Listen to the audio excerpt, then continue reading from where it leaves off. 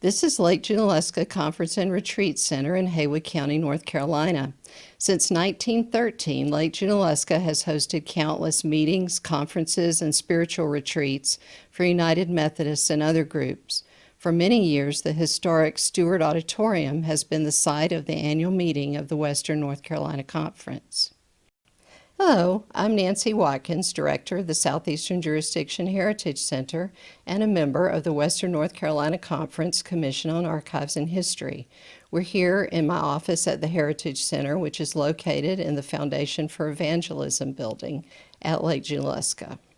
This presentation is part of a series of training sessions for local church historians in the Western North Carolina Conference. In this section, we'll talk about the hows and whys of setting up a local church archives, a record retention schedule with a focus on what should be kept in your archive, and how do you decide what should be kept permanently and what should be discarded if it's no longer useful. The first step in setting up your archives and beginning work on a retention schedule is to obtain the support of your church administrative body.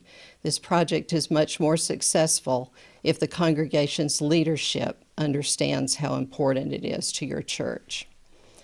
And next, you need to find the records. Let the congregation know that you're beginning this search. Find out what groups create records in your church. Search out the records. They may be in the attic, the basement, the janitor's closet, the office, stairwells, and people's homes. Make a list of what you find and where you find it, and ask for help if you discover that any materials are missing. Next, you need to talk with your office staff or your church staff and committee chairs and find out what records they create and how they use them and how long they need to have them accessible in the office. Now you're ready to create a record retention schedule, which sounds daunting. It answers the questions, though, of what do we keep, how long do we keep it, and what happens to it when it's no longer serving an administrative purpose. You have help with this. The General Commission on Archives and History for the United Methodist Church has created a set of guidelines for local church historians. You can find these guidelines on their website at gcah.org. Once you get to the website, look for guidelines and publications under the Resources tab. Let's take a look at the sample local church records schedule that you'll find in the guidelines from the General Commission on Archives and History.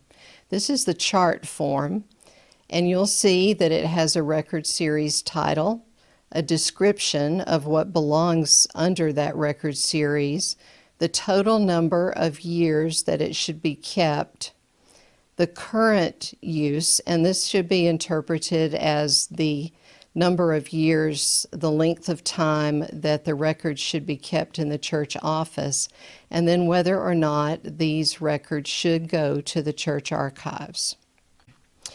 Let's take a look at a couple of examples.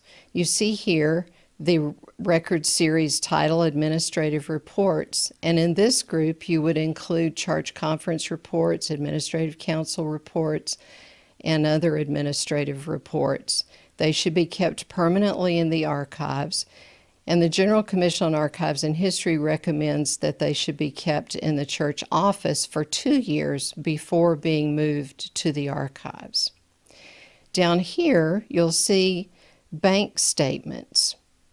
You'll see that the Archives and History recommends that these are kept for 7 years, 3 years in the office, but they do not go to the archives.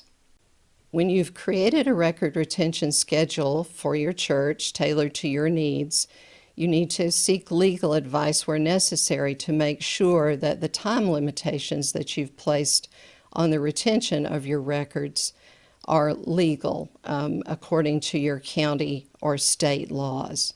You can seek legal advice usually within your church or in the county courthouse if you have questions. Now you have created your record retention schedule. You've had it reviewed to be sure that it fits legal guidelines. Now it's time to have the administrative body of your church approve this and follow that schedule.